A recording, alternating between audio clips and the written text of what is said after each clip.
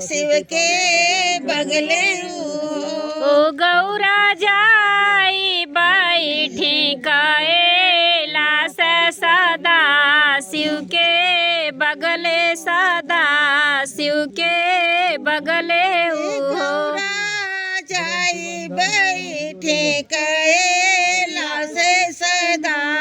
शिव के बगले सदा शिव के बगले ओ गौरा जाई बैठी कैलाश सदा शिव के बगले सदा शिव के बगले कैसे के जाई कैलाश बैठी शिव के बगले बैठी शिव के बगले उनके गले में सहस्रम पर माला देखत डर लागे देखत डर लागे लाओ उनके गले में सोहे श्रम पे माला देखत डर लागे देखत डर लागे लाहो ले लिए लक्ष्मी शुभ ले ली शुभ से संपत्ति हुई संपत्ति से संपत्ति हुई है हो लक्ष्मी जाई बैठ कुंठ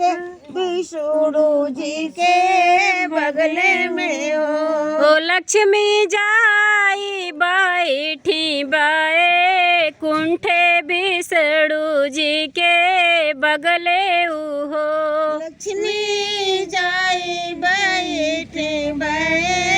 कुंठ विष्णु जी के बगले में हो ओ लक्ष्मी जाई बैठी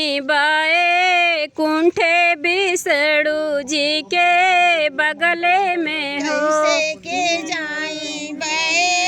कुंठ बैठे विष्णु जी के बगले में हो उनके हाथे में सोहे शंख चक्र देखत डर लागे देखत डर लागे लाहो उनके सोहेला शंख चक्र देखत निक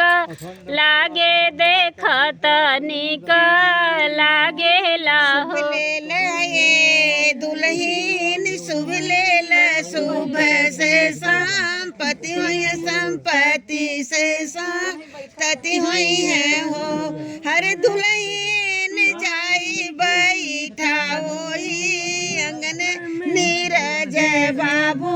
के बगले में हो ओ दुल्हन जाई बैठा ओही अंगने नीरज बाबू के बगले में हो।